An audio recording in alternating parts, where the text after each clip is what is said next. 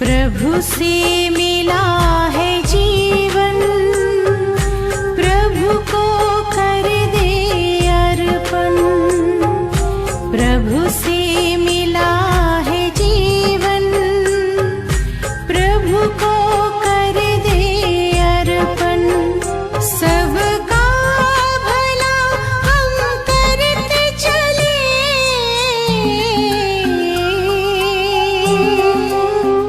सबका भला हम करते चले, हर्षित हो धरा गगन। बस उसका कहना माने, फिर सब कुछ वो ही जाने। बस उसका कहना माने, फिर सब कुछ वो ही जाने। प्रभु से मिला है जीवन, प्रभु को कर दे। ओम शांति। आज 15 मई 2021। बाबा के महावाक्य। मीठे बच्चे, तुम यहाँ आए हो सेल्फ रियलाइज करने। तुम अपने को आत्मा समझ परमात्मा बाप से सुनो, देही अभिमानी रहने का अभ्यास करो। प्रश्न। कई बार बच्चों से कोई कोई पूछते हैं कि तुमने आत्मा का साक्षात्कार किया है, तो तुम उन्हें कौन सा उत्तर दो? उत्तर बोलो हाँ, हमने आत्मा का साक्षात्कार किया है। आत्मा ज्योतिर्बिंदु है। आत्मा में ही अच्छे व बुरे संस्कार हैं। आत्मा की सारी नॉलेज अभी हमें मिली है। जब तक आत्मा का साक्षात्कार नहीं किया था, तब तक देह अभिमानी थे। अभी हमें परमात्मा द्वारा गॉड रियलाइजेशन और सेल्फ रियलाइजेशन हुआ है। गीत न वह हमसे जुदा होंगे, न हम उनसे जुदा होंगे। ओम शांति। मीठे मीठे रूहानी बच्चों ने यह गीत सुना। रूहानी बच्चे कहते हैं शरीर द्वारा, ऐसे कोई कभी नहीं कहेंगे कि हम मर मिटेंगे साधु संतों के ऊपर। बच्चे जानते हैं हमको उनके साथ जाना है, यह शरीर छोड़ देना है। इसलिए कहते हैं यह शरीर छोड़ करके हम चले जाएंगे बाप के साथ। बाप आए ही हैं साथ ले जाने। यह बहुत समझ की बात है। सृष्टि नाटक का अंतिम समय, जबकि बाबा आए हैं हम बच्चों को वापस ले जाने। बच्चे बुलाते हैं हम पतितों को आकर पावन बनाओ। फिर क्या करूं? यहां तो नहीं छोड़ जाएंगे। यह सारी दुनिया पतित है। इस पतित दुनिया से पावन दुनिया में ले जाने के लिए बाप आए हैं। हम आत्माओं को साथ ले जाएंगे। यह सारी दुनिया विशेष है, यह भी तुम जानते हो। तुम किसको विकारी पतित कहेंगे तो भी बिगड़ पड़ेंगे। मनुष्य को समझाना बड़ा युक्ति से है। महिमा करनी है एक बाप की। अभी तुम बच्चों को नॉलेज मिली है, बड़ी समझ से बात करनी है। कहाँ देखते हो प्रश्न उत्तर करते हैं तो बोलो अभी हम कच्चे हैं। बड़ी बहन आकर रिस्पॉन्ड देंगी। बाबा कहते कोई बात हमको समझाने नहीं आता, तो उन्हें कहो कि भी हम भी ज्ञान में नए हैं, कच्चे हैं। आपको इसका उत्तर हमारी बड़ी बहन देंगी, बड़ी दीदी देंगी। तुम कहते हो शिव बाबा समझाते हैं भगवानुवाच, मनुष्य सब पतित हैं। पतित तो भगवान हो नहीं सकता। पतित पावन को बुलाते हैं क्योंकि पतित हैं। देहधारियों को भगवान नहीं कह सकते। भगवान निराकार शिव को कहा जाता है। शिव के मंदिर भी बहुत हैं। पहले पहले जब एक बात को समझ लेवे तब ठहर सकेंगे। पहले पहले बताओ कि शिव भगवान वाच। शिव बाबा कहते हैं कि मामेकम याद करो, उनको अपना शरीर है नहीं। ब्रह्मा विष्णु शंकर को भी अपना सूक्ष्म शरीर है, देखने में आता है। यह तो देखने में नहीं आता है। उनको कहा ही जाता है परम पिता परमात्मा। तुम भी कहेंगे हम आत्मा एक शरीर छोड़ दूसरा लेता हूं। तुमने अपनी आत्मा का साक्षात्कार किया है। भक्ति मार्ग में साक्षात्कार के लिए नौधा भक्ति करते हैं, परंतु भक्ति करने वालों ने कब साक्षात्कार नहीं किया है। वह क्या चीज है यह बिल्कुल नहीं जानते हैं, सिर्फ कहते हैं वह निराकार है। बातचीत तो आत्मा करती है, संस्कार भी आत्मा में रहते हैं। आत्मा निकल जाती है, न आत्मा न शरीर बात कर सकते हैं। आत्मा बिगर शरीर कुछ कर न सके। पहले तो आत्मा को पहचानना है और बाप द्वारा ही बाप को पहचान सकेंगे। अपने को परम पिता परमात्मा का साक्षात्कार कैसे हो सकता है जबकि अपने को ही नहीं जान देख सकती। भल कहते हैं चमकता है अजब सितारा, परंतु यह किसको पता नहीं है कि आत्मा में 84 जन्मों का पाठ नूंधा हुआ है। मनुष्य बिल्कुल देह अभिमानी रहते हैं।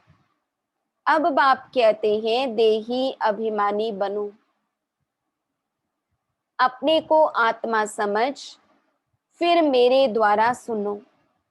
सुनने वाली आत्मा है, आत्मा को सुनाने वाला परमात्मा चाहिए। मनुष्य को समझाने वाला मनुष्य ही होगा। यह आत्मा का ज्ञान किसको है नहीं। इसलिए कहा जाता है पहले आत्मा को जानो, सेल्फ रियलाइज करो। आत्मा खुद ही कहती है आत्मा को हम रियलाइज कैसे करें, यह थोड़े ही किसको पता है। हमारी आत्मा में कैसे सारा पाठ भरा हुआ है। साधु सन्यासी आदि कोई बता न सके। बाप को ही आकर बच्चों को सेल्फ रियलाइज कराना पड़ता है। आत्मा का साक्षात्कार, आत्मा की अनुभूति बाबा ही आकर हम बच्चों को कराते हैं। बाप कहते हैं अपने को आत्मा समझ मुझे निराकार परम पिता परमात्मा से सुनो। आत्मा और परमात्मा जब मिले तब यह बातें हो। दुनिया को यह पता ही नहीं है कि परम पिता परमात्मा कब आएंगे, कैसे आकर समझाएंगे। न जानने के कारण मतभेद में आ जाते हैं। उन सबका मदार है शास्त्रों पर। बाप कहते हैं उनसे न तुम मुझे रियलाइज कर सकेंगे न अपने को रियलाइज कर सकेंगे। वह तो कह देते आत्मा सो परमात्मा। ऐसे कहने से क्या होता। हमको पतित से पावन कौन बनाएंगे, त्रिकालदर्शी कौन बनाएंगे। बाबा कहते कोई भी आत्मा और परमात्मा का ज्ञान तो दे नहीं सकते। इसलिए तुम कहते हो जो आत्माएं अपने बाप को नहीं जानती हैं वह नास्तिक है। जिसे भगवान का सत्य परिचय नहीं है वो जैसे कि नास्तिक है। वो फिर कह देते कि जो भक्ति नहीं करते वह नास्तिक है। अब तुम बच्चे भक्ति तो करते नहीं हो, क्योंकि भक्ति है भगवान को ढूंढना। अब जब हमने भगवान को पा लिया तो ढूंढने वाली बात तो फिर हो नहीं सकती। तुम्हारे पास चित्र बहुत अच्छे हैं, चित्रों पर ही समझाया जाता है। कोई ने वर्ल्ड के नक्शे देखे ही नहीं होंगे तो उनको क्या पता लंदन कहाँ है, अमेरिका कहाँ है। जब तक टीचर बैठ मैप पर समझाए, इसलिए तुमने यह चित्र बनाए हैं। जैसे वहां भी मैप के माध्यम से समझाना समझना सहज होता है, ऐसे ही बाबा कहते बाबा की बातें भी हम चित्रों के द्वारा समझाएं तो सहज होगा। तो बाबा कहते इसलिए तुमने यह चित्र बनाए हैं, परंतु डिटेल में कोई समझ नहीं सकते। कोई चित्र अपने आप देखकर उससे समझ नहीं सकते। सूर्यवंशियों ने यह राजधानी कहाँ से ली, फिर चंद्रवंशियों ने कैसे ली, क्या सूर्यवंशी से लड़ाई की। तुम समझते हो सबको वर्षा एक बाप से मिलता है। सूर्यवंशी चंद्रवंशी तो विश्व के मालिक हैं, दूसरा कोई धर्म ही नहीं होता। वहां एक ही धर्म आदि सनातन देवी देवता धर्म। तो बाबा कहते इसलिए वहां लड़ाई नहीं होता, तो लड़ाई की बात ही नहीं है। अभी तुम समझते हो हम विश्व के मालिक बनते हैं। ऐसे नहीं कि सूर्यवंशियों से चंद्रवंशियों ने जीता व युद्ध चली, नहीं, अलग अलग घराना होता है। अब तुम्हारी बुद्धि में यह चित्रों की सारी नॉलेज है। स्कूल में भी स्टूडेंट पढ़ते हैं तो बुद्धि में सारी नॉलेज आ जाती है। छोटे बच्चों को किताब में दिखाया जाता है यह हाथी है, यह फलाना है। अब तुम इस ड्रामा को जान गए हो, यह सारा चक्र बुद्धि में है। यह ये सारी नई बातें, और इन बातों को ब्राह्मण कुल ही समझेंगे। दूसरे तो बैठ फालतू डिबेट करेंगे, उनको समझने का लक्ष्य ही नहीं होगा, वो फालतू का तर्क वितर्क करेंगे। ऐसे भी नहीं सबको इकट्ठा समझाया जा सकता है, नहीं, अलग अलग समझाना होता है। कायदा भी है, पहले बाप को आत्मा को समझें, फिर क्लास में बैठे तो समझेंगे, नहीं तो समझ ही नहीं सकेंगे। परमात्मा सुना रहे हैं, ये पक्का हो जाए, फिर क्लास में बैठे तो बातें समझ में भी आएंगी, नहीं तो हर बात में प्रश्न उठेगा, ऐसे कैसे। तो बाबा कहते हैं संशय उठाते ही रहेंगे। तुमको समझाना है भगवान एक ही है, वह ऊंचते ऊंच है। देवताओं को भी भगवान नहीं कह सकते। आत्मा का भी ज्ञान अब तुमको मिला है। कर्म का फल आत्मा ही भोगती है, संस्कार आत्मा में ही रहते हैं। आत्मा सुनती है इन ऑर्गन्स द्वारा। भगवान बाप एक है, वर्षा उनसे मिलता है। बाबा ने समझाया है तुम अपने को आत्मा निश्चय करो और बाप से बुद्धि योग लगाओ। जन्म जन्मांतर भक्ति करते आए हो। हनुमान के भी पुजारी होंगे तो हनुमान को याद करेंगे, वा कृष्ण के पुजारी होंगे तो कृष्ण को याद करेंगे। अभी तुमको समझाया जाता है तुम आत्मा हो, तुम्हारा परम पिता परमात्मा है। उनको याद करने से ही बाप का वर्षा मिलेगा। जो बाप है स्वर्ग का रचयिता, तो जरूर हम स्वर्ग में होने चाहिए। अब हमारा बाबा स्वर्ग रचे तो हम कहाँ होने चाहिए, हम स्वर्ग में होने चाहिए। भारत स्वर्ग था, अभी तो स्वर्ग है नहीं। जो राजाई हो, नर्क में तो रावण की राजाई है। हमारी राजधानी कैसे चली, फिर नीचे उतरे कुछ भी नहीं जानते। बाबा कहते हमारी राजधानी कैसे चली, फिर नीचे उतरे कुछ भी नहीं जानते। अभी तुम जानते हो पुनर्जन्म लेते लेते हमको नीचे उतरना ही है।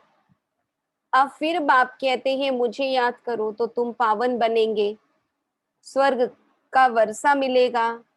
हम बाप के बनते हैं तो बाप का वर्षा मिलता मिलता है। परंतु जब तक तमो प्रधान से सतो प्रधान न बने, योग से पावन न बने, तब तक वर्षा मिल न सके। बाप कहते हैं मुझे याद करने से तुम्हारे विकर्म विनाश होंगे, विकर्मा जीत बनेंगे, यह गारंटी है।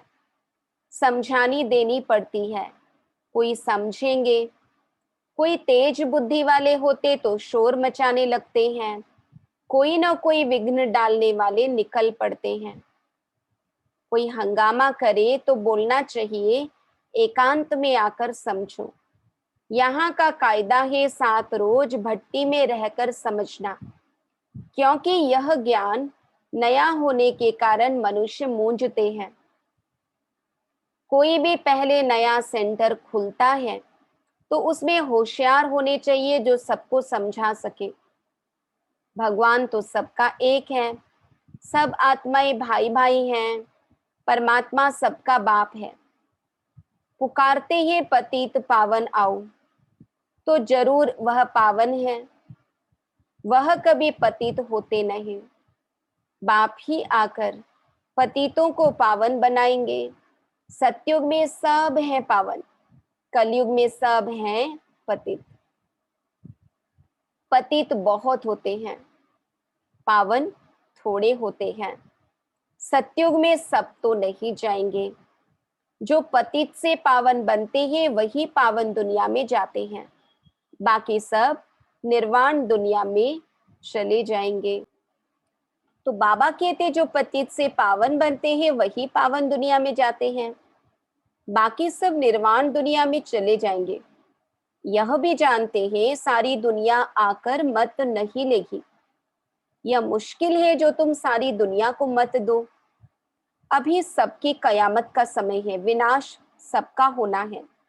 समझाने की बड़ी युक्ति चाहिए, जो शांति में बैठ सुने, डिस्टरबेंस न करे। पहले पहले तो बाप का परिचय देना है। शिव बाबा ही पतित पावन ठहरा वही समझाते हैं। गीता में भी अक्षर मशहूर है, पतित पावन बाप ही कहते हैं कि मुझे याद करो तो तुम्हारे विकर्म विनाश होंगे। गीता से ही यह अक्षर तैलुक रखते हैं। शिव बाबा ने कहा है मुझे याद करो, मैं सर्वशक्तिमान पतित पावन हूँ, गीता ज्ञान दाता ज्ञान का सागर हूँ।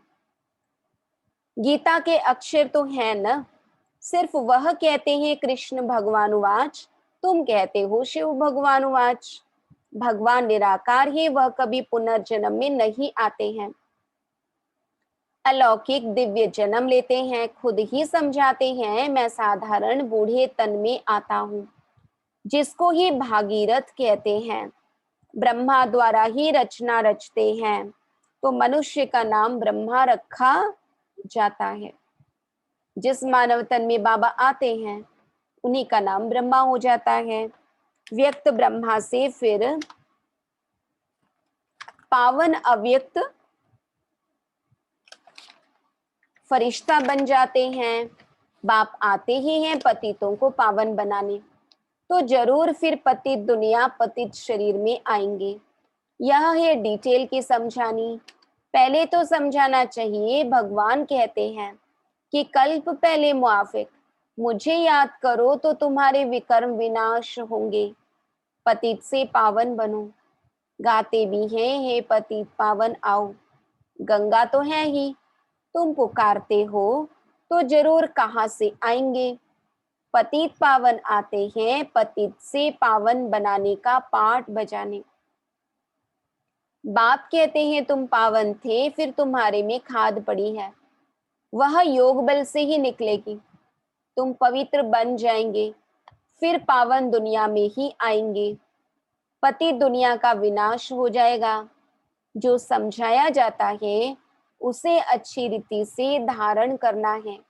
हम तो सिर्फ ऊंचते ऊंच बाप की महिमा करते हैं। बेहद का बाप समझाते हैं तुम 84 जन्मों का पाठ बजाते बजाते कितने पतित बने हो। पहले पावन थे, अब पतित बने हो, फिर याद की यात्रा पर रहने से तुम पावन बन जाएंगे। भक्ति मार्ग से तुम सीढ़ी नीचे उतरते ही आए हो, यह तो बिल्कुल ही सहज बात है।